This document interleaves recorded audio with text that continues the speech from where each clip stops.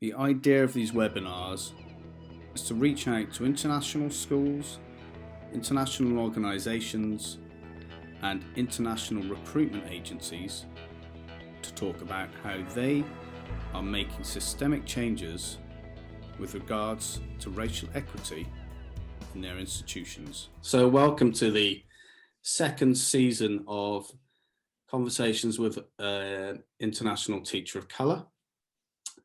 Today I have Brittany Betts from Timeline, who you all know, and I'm going to ask Brittany to just introduce herself, tell us a little bit about her own journey in her career and education, and then her current position at Timeline and what she does there.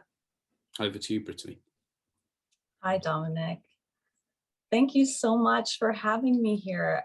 It's a real honor to be able to finally chat with you. I know we've been trying to do this for a while, so thank you so much. So I'm Brittany Betts, and I work for the International Educator, which, as Dominic said, some of you know is TIE Online. We have been a newspaper for the past 30 years, which just this year, due to the pandemic, we've had to transition to being completely only online. So that's been a big transition for us. I have been in my role here at TIE as the head of TIE for the past few years, but I have been working with the organization for over 10 years. So it's been a while. My journey to get here has been quite convoluted. I'm actually come from the international school world. So I was educated in international schools my whole life. And I did the IB, I did all of my university in the UK because I was mainly in Europe for most of my education. And I ended up coming out of university and working with the not-for-profit side of the United Nations, actually, so working on social development issues. And that took me to a variety of countries around Europe, and then ended up landing me with an organization called Redefining Progress in San Francisco, which was my first foray coming to the United States, actually, and working on sustainability issues. But that I quickly transitioned into an editorial role there as a publications manager. So that was kind of my first entrance into this editorial world, working with authors, and that kind of started that journey.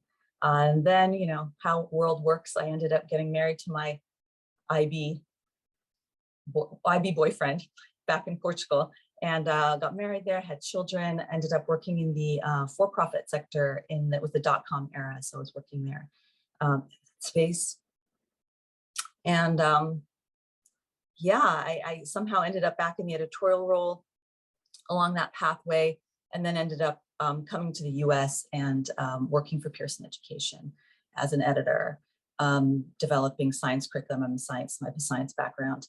And so yeah, high school and middle school science was my space. Doing technology editing, so kind of bringing those two worlds together. And then I ended up working for TIE. They were looking for someone to figure themselves out in the online space, and they needed someone with a strong editorial background. And that was me. So here I am. Cool.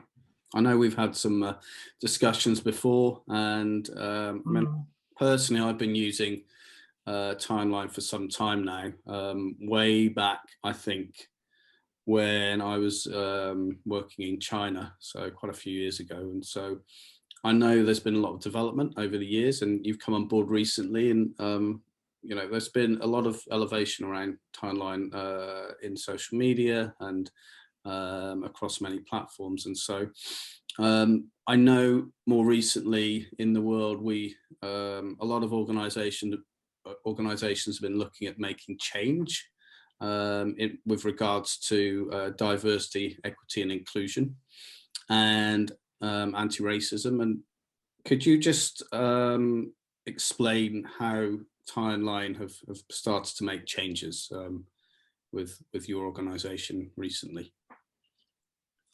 Yeah, I think, you know, TIE is a space for those of us who use it, and for those of us in the community that know us for a long time, has really been a platform for crowdsourcing information and stories and knowledge from the entire international school community. So, you know, one thing is internally as an organization, but really what we are is this platform. So as we've seen our community, you know, reflecting back this extreme need for change, I think it's natural that, you know, that comes through us and is showcased into the rest of the community. And we've really tried really hard to make sure that we are a place that is reflecting those changes that other people are making, and sharing those stories. I think, you know, when I came on board and we were really trying to focus on, this was a long time ago, you know, 10 more years ago, and we wanted to really bump up the editorial space into being something which really was truly kind of gathering more information, having an online like world for writing and for sharing stories and knowledge. You know, one of the things that we were really trying to do was figure out this balance between passively receiving information from the community and what is proactively going after stories. And I think the more, you know, they had traditionally been quite passive, and I think still that is part of our mode, which is really reflecting back what the community wants to give. But what is that balance between proactive and passive?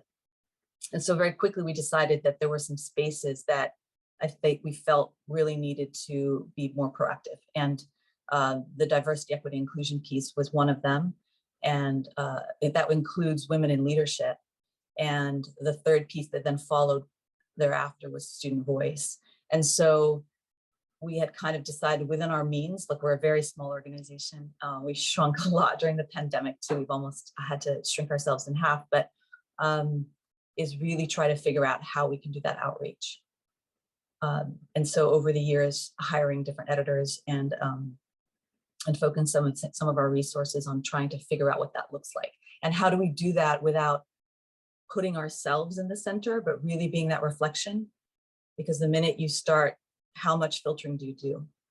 How much, you know, how much of that is us being in the middle and not? And that's a very large learning lesson for us still. So when you ask, how are we committed to change? I think that's why I'm telling this story, is that it's been quite a long process. It hasn't been a short one for us. That change from just being purely passive to being a little bit more proactive and searching for areas that we felt were missing and that community really was lacking. Because some of that comes with encouragement for people who haven't traditionally been willing or even thought about stepping forward to say something or sharing their, you know, amazing expertise as educators. So some of that has been, you know, the long game. And I think this last year, where we've seen in the community so many people stepping up and willing to share their voices and taking action, we've really tried to be a platform where they can do that on. You know, lots of mistakes, lots of bumps, but we're really, you know, hopefully just offering our platform there for that change. Now, internally, I think it's also we have to have our own journey, right? To do self-reflection. I think we're still in that. And I don't think that's not a short game for us either. We're small. And so I think historically we've been very organic in the way that we run things. And I think one of the big learnings that we've had is this how it's important for us to be more intentional about some of the things and some of our principles. And so our journey right now is how do we do that, and how do we put that down on paper, and some of the things that just have grown organically within our organization, let's spell them out, not only for the benefit of our internal staff and any hiring that we do, but for the benefit of also the people who work with us and see us and say, okay, this is what you stand for, this is what you're trying to achieve. Hopefully it does come through with what we do, but that's maybe not enough. So articulating some of that and allowing that to be a foundation for any policies, other intentional policies that we are in a position now to probably, you know, we need to really reflect back to the community. Does that answer the question? Anything. Okay. You talk a lot about we and us Yes. just now, and I know you're a small organization. And so, you know, who are we when you talk about that? And when you're talking about your journey towards making change, how have you actively involved those who directly work with you? Well, I use the word we because I think that it's important that when you're part of an organization that you speak with one voice, and that it's not about me as an individual. Especially when you're the head of an organization, I think it's very easy to start with the I, and it's not about any of the people, individuals in the organization, but hopefully that we do have a collective voice, you know, that we are on the same page. And I think what I was talking about before, that process of articulating then becomes important, so that when you do say the we, you are speaking from the same place. And so I think that is a work that we have to do, and Ty is still working on that. We are small right now. We're only 5 people. I think that a lot of people don't realize how small we are. And so the we is really, you know, it's myself. We have an editor, and we have someone who helps with marketing, and we have someone who does customer support and accounts. So we're a fierce small team. And we had a few people that were working around the newspaper production that was, sadly, we had to part ways with them when we decided to move away from the print publication. So that was challenging for us. So yes, so that's the we. And I think the second part of your question was, what are we doing to include those people? How have you involved them in the changes that you are talking about? I think it's, again, because we're small, everything kind of moves as a together. And I hope that people in the organization definitely feel that way. And like I said, I feel like we do need to do a bit of work on our we, to make sure that we may say we, but we, you know, the articulation process, which thankfully we have identified a wonderful consultant to come and help us work through that visioning process. And she is a DIJ consultant as well. So, I mean, she's got an amazing individual and lots of hats, and she's going to help us through that articulation process. So that's going to be a good experience that we're all going to walk through. But yeah, I think that, you know, the editorial, we've got 2 distinct sides of our organization, even though we're small, which is our editorial space and then our recruiting tools. And so, of course, depending on the role you happen to have in the company, you're going to be focusing your time and energy more on one side than the other. So I think in our editorial space, we have our sister organization, the Principals Training Center, which has a lot of training centers, but the main name is the PTC, or the Principals Training Center, that has really been partnering with us around helping us funnel and reach out into the networks to get more voices. And so we kind of have, over the last few years, had this ad hoc editorial committee, which we've been working with them to help us do that. And especially with the events of the last year and a half, where it became, you know, the influx of the type of content that the community needed and wanted to share, and we wanted to help in that process, it became very obvious that we were not equipped with policies or with a team that could adequately serve what we were trying to do. So bringing our, you know, us internally, you know, and our staff and the people who were already helping us with editorial work as an ad hoc editorial committee. Yes, I think we were all part of that process of saying, you know, we really need this needs some work. We're still in the middle of that. I would not say that we've figured it out, but we've recently brought on, you know, 2 new people to our editorial committee. We're really excited about that. We've been working with some of these people for a while. So I just want to acknowledge that this is work that many individuals beyond the 2 we brought on have been doing. And the role of Alok and Kevin Simpson over the last year has just been invaluable to us in this area. Look, there's a lot of people that are doing a lot of work. And like I say, Ty is a platform that we've kind of offered to share. And if people don't use it, they don't use it. But those brave individuals who've come forward and been willing to share and write and spend time and energy, it's been really quite incredible. And I think the only thing that we can do on Ty is do better in terms of our structures and our policies and the way that we can staff to help that process, improve, because, I think central to us is, and we've talked about this too, Dominic, is this mode of learning that I think, you asked me initially, what is this, why are we, this whole concept, why are we committed to change? And I think central to that is we always try to be in a mode of learning and change, because if the minute we're not, then I think we've failed, right? So the cycles of planning, action, reflection, I think are very central to the way that I hope we are running our organization, so that, we may get to the end of something that we've done, reflect on it and be like, wow, our goal was that didn't turn out the way it was. So let's go back, do more planning, more acting and reflecting, and this constant cycles are kind of, and should be, I think, the way that we always are operating. And that hopefully will generate innovation, growth, and necessary change. And so, of course, the more diverse voices you have during that process will help drive change in better directions. And so the bringing on of these 2 new people onto the editorial committee meeting has already just been, I can just tell you, just a source of so much joy for me, because the expertise that they bring and the vision and is a beautiful thing to see. And if any of you who've seen that happen on a team where it was just so obvious that these things were missing, and they come on and it just transforms the entire process. So we're excited about that. And the rest of the team, who also, a lot of them focus, especially our customer service, accounts, marketing, on the recruiting tools side. I think that is a challenge. How do we bring those people on board with the stuff that's happening with the editorial people, is something that we're still figuring out. And I'm hoping that this envisioning process and this wonderful consultant that we're going to bring on board is going to help us figure out how to have some more synergy between us. Cool. Yeah, I mean, I know the 2 people who you're bringing aboard. Yes.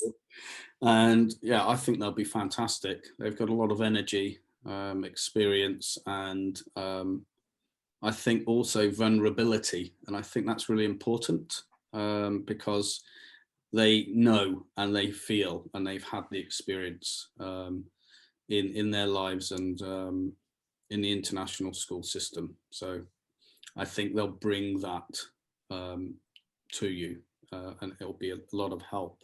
I'm going to switch one of the questions around a little bit now, because I think it's more relevant. Sure. So you brought on these 2 editors, and you have your small team, and you're working through some goals. As you say, you have quite a few goals. How are you going to go forward now with these editors and your current team to sort of help drive these goals? Because, as you say, it's you, it's we, you're all on this together, this journey together. How are you going to do that? How are you going to collaborate? It's an interesting sort of, you've got these 2 new people and you've got your team already. How are you going to move forward? Yeah, I think process is important, and we're trying to build that together. So one of the first things that we did, I'm talking about the edit, like, again, we've got these 2 distinct sides, which I think is tricky. So since you mentioned bringing on the 2 people, that is our editorial side. So it sounds like you're asking about that process. And I'm excited that we're both all approaching it with a lot of flexibility and this mode of learning. That is something that we came in right away and said, look, this is going to be, we're not going to, try and make it to be something. We're going to create it as we go. And being patient with some of those things, although we do have work that needs to get done. So balancing those 2 things is tricky. Like, you have deadlines and timelines, and at the same time, you want to make this organic process that will then eventually hopefully become something that you can rely on as a foundation work. And so yes, we've got a foundation of a system that we've kind of some building blocks we already had, but we've already made a lot of changes to that. I think being open to that, and I think the people that you have on the team, it really speaks to their the place where they're coming from, their center of integrity. So we created this beautiful list of norms of how we want to operate together, which was our first meeting. And one of the norms is that it's open to constant reflection and modification. So, and we, I'll share this and hopefully the team will be okay with it. But one of the things we want to we start with every meeting, and we've only had a few, together since they started, but is a centering, moment of like, remember what we're here for before we start. And we're here to serve this community and uplift it. And I think, and that might look like not just saying that statement, but it might look like something different, something inspirational, but a reminder, not only of the norms that we've created, but the space that we have and the way that we want to interact with each other, because all of us agree that how we interact with each other in a working space, hopefully will then reflect out to the community how we interact with them as well. And we all know that even when you have great intentions, the impact doesn't always land the way that your intention is put out into the world to be. And so the only thing that you can hopefully do is, obviously at least start with amazing intentions, but how we treat each other and come back, reflect and change and alter those blind spots that we may not even know we have. So that's the process for us right now, is really this mode of learning, centering it around, the way that we want to behave with each other, and just letting things emerge. And I think, like, you're right, the two people who come on board, they have a lot of learning, especially around the space of, diversity, equity, inclusion. Both of them are, have done this consultancy work in the past, on top of the expertise that they bring on the educational field. I don't want to let that miss that piece out. These people are coming with huge amount. They're educators, deep educators that have some amazing contributions, many amazing contributions to make at many levels. So yeah, I think it's going to be very exciting, and setting those norms, as you say, will be an interesting way to go forward, especially with a small team. I know that's extremely important, especially being online, so that you have a set of values. I'm going to throw this question out there about your platform is there for the wider community, the wider international community, schools, educators, and so forth.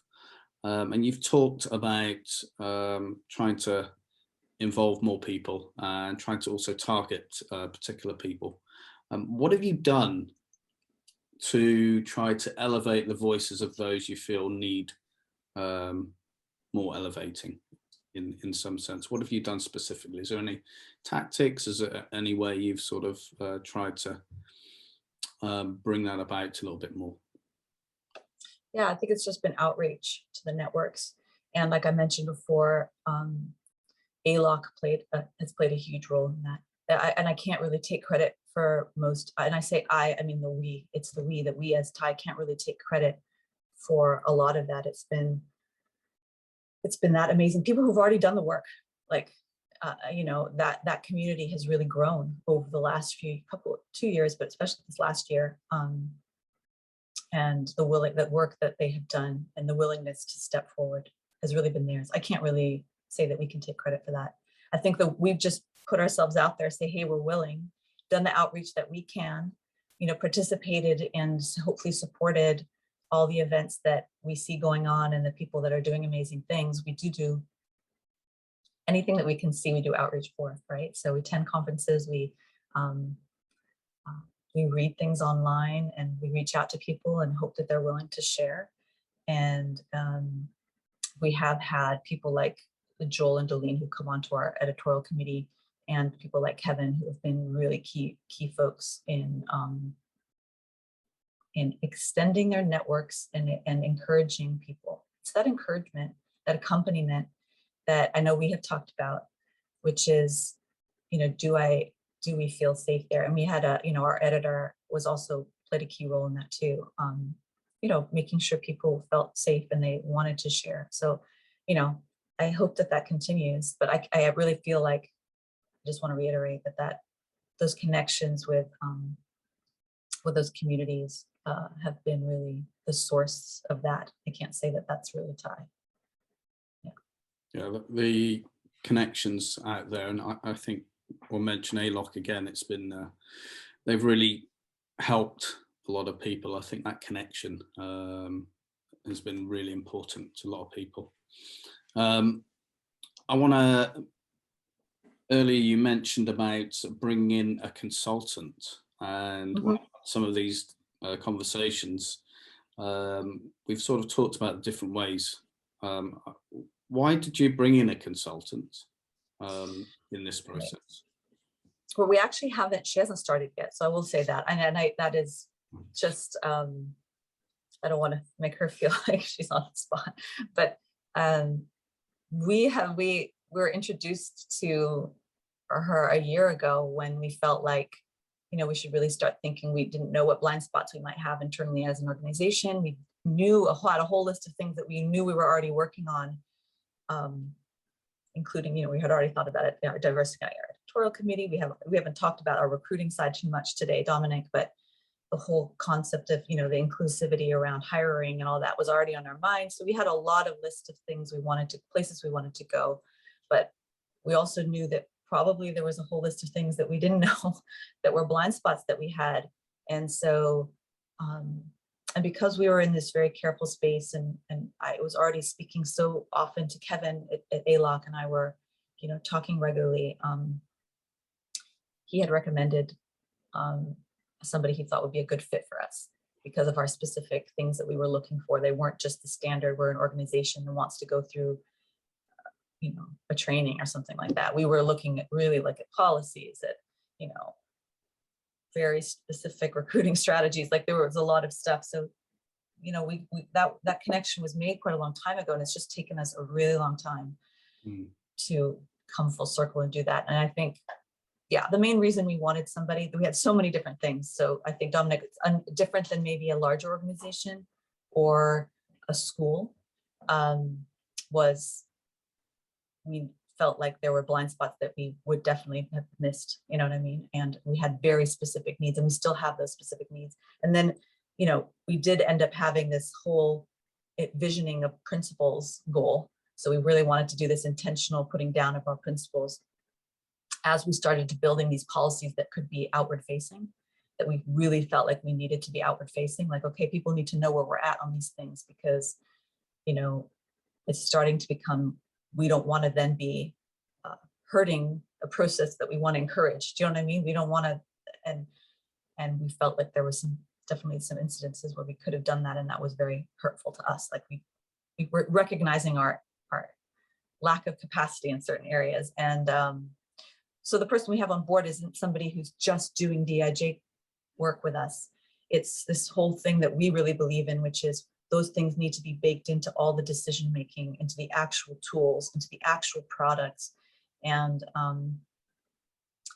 that's why we picked the particular person that we did, is that we needed someone with a lot of different types of experience and understands this whole concept of, you know, and I think most DIJ consultants really do, which is, it's not just a thing that you do once and it's tick the box. It's how are you building the structures and the foundations of what you do and the products you put out into the world in a meaningful way.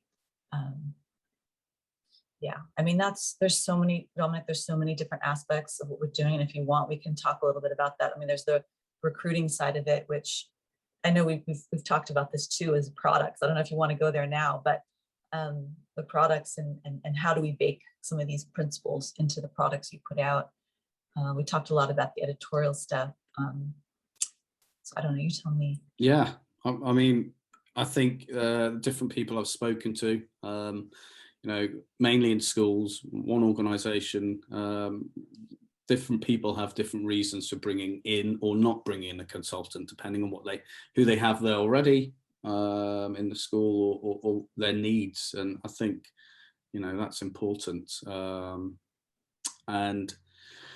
Yeah, it would be really good if you could you talked a little bit about recruitment. It'd be really good if you can mention the new website that you have, and it's not a CV really, as I discovered when I looked on there. It's very much more, and what I saw was it can be an extremely useful tool for educators going into international education and so forth. Could you give me a little bit more about that, the whole idea of why? Yeah, people talk about, you know, we're doing work on diversity, equity, and inclusion, and we share stories and what are some of the significant changes, the actual changes that we can make. And I think our new resume, which you're right, is not just a resume, is one of those outcomes that we've been working on now for a long time. So I think the central philosophy around this product, it's based around what we call standards, which I think everybody who's taking a teacher certificate, or in most countries, they are all based around these standards of practice, right? So what does it mean to be a good teacher? And so about 5 years ago or more now, I think, when I wanted to rebuild the website, we decided it was not going to be something just cosmetic. It wanted to be something that was like meaningful. And what does it mean to make a meaningful change in this space? It's not easy, but we knew that there were these standards out there that existed for teachers. But what do those standards look like for international teachers? Is there a difference between a standard of a teacher in the UK or in Ghana or in Brazil? Is there a difference between those standards and what an international teacher, the standard they might be held to? And then, so we got a group of people together, and I say we, like, we're not educational experts at TIE, we're a platform, okay? So I don't have a PhD in education like so many people in this network do. So I decided to help facilitate that, trying to encourage people to get together who were working in the standard space in the international school world to get together, and they did. And so this collaboration happened around creating these standards, and they're listed on our website. So that was at the time AISH, PTC, James Strong Associates, who's one of these people who's got data and done a lot of research around standards for many, many, many years. And there was a draft put together, and those are the kind of the standards that have been used for now a very long time in that space. There's no ownership there. There's not some government agency that owns them. It's a loose collaborative of people who with good intentions came together, and we have decided to use those to as the central concept of our products. And why are we doing that? Because we feel that it's one thing to have a resume which lists out your experience and your list of schools that you've been to, but it doesn't really showcase who you are and what skills and capacities you have as a teacher. And if we're talking about expanding, our pipeline for teachers and leaders coming into the international school world, which if you read the ISC research data, this is a growing and expanding sector that's going to need a lot more teachers coming into it. What teachers, how are you going to get those teachers to come in? We need a much more diverse pipeline coming in. We also just need, with existing teachers and leaders that we have, a way to funnel more diversity into our leadership, teams with women, with people of color. There's lots of different vulnerable groups that need to be better represented among different sectors of our international education community. So we felt that by showcasing skills and capacities with a skills-based resume centered around the standards was a good place to start. And so that's what we started building. Is what does that look like? What are the key elements that we feel? How do we do that? How do we show evidence of things? So obviously we created a portfolio-based approach. So what we've got right now, like you said, isn't so much a resume. It is a resume, of course, but it is a place for ongoing career reflection. So you can go in there, reflect on each one of these standards, where you sit on that in the spectrum of yourself as a teacher, and what evidence you might have collected throughout your career. And a place that as you collect evidence, when we say evidence, it can be called artifacts, it can be called, portfolio items, whatever you want to call it. You can collect these things and really showcase yourself as an educator. And that's the central philosophy, is really this transparency between candidate and recruiter. The recruiter knows that the teacher is going to be looking at themselves through this lens. So there's no question, like I'm not a random cover letter where they might mention a few things that are important. The candidate also knows exactly what the recruiters are looking for. Here's this list. They're looking for a teacher that meets the criteria on this list. Great, I can spend now my time reflecting and doing work in the classroom and out of the classroom on how I'm showing up with these different criteria. And what it does for the recruiter too is it steps them away from just that list of where did this particular teacher get their certification? Where did they happen to have their last teaching experience? Where did they go to school? And really takes that focus back on the skills and the evidence that they have around who they are as an educator. And what this does, not, of course, it centers it for everybody, right? It centers this conversation for everybody, but especially those people transitioning from a teacher to a leader, from a leader to a headship. All of a sudden they have a space where they're able to showcase their skills that they've been developing to make that transition. So, you know, look, this is not a product, which again, we're in a mode of learning. So I want to go back to that central philosophy. If that's true for us, we are taking feedback on a daily basis from schools and from teachers to change things. And I hope that that continues. It's not fixed. We've had a lot of feedback on the standards already. And so one of the things that we're looking forward to doing is continue to reflect on what those standards are and change them as the community gives us better feedback. So the more voices we have, the better we can reflect back. And I say we because the standards don't belong to Ty. I want to really iterate that on our resume. We have the logos. This is not, there's no ownership there, but we're happy to facilitate a consultation on that because we want to be able to use them because we feel that that is the place where we need to go. We need to at least start somewhere. One of my favorite quotes is, it's always been, let's not make the better the enemy of the best. And so I feel like in all of our work, and including this, I want to, let's do better. And then when we know better, do better, and then keep reflecting and keep growing. And I think that I'm hoping that our products do that too. So I will add that with our resume, obviously our confidential letters of recommendation are also around the same standards. So you don't have to guess what your referees are answering. They're answering exactly the same questions that you're answering about yourself. So when a recruiter is opening up your resume, they're just really getting a really beautiful optic of how your skills around any particular area. You know, what the referees are saying, what you're saying, what your evidence is. So yeah, don't be scared off. It's a lot of work, but it is, I think, with the direction that we should be going, personally. Yeah. Thanks for letting me share that, Dominic. No worries. So, Brittany, thank you so much. There's so much more we can talk about, and I'm sure we will continue our conversations as we go along past this podcast. And there's so much more that your organisation Timeline is going to be doing, and I'm really looking forward to the journey and, you know, helping give you some feedback on some of the things that you're doing as well. So yeah, thank you. Dominic, thank you so much. I just wanted to thank you for all the different pieces of the things that you're doing. We've had lots of conversations. I'm so excited to see the next things that you're doing. And just these conversations have already enriched us and our readers.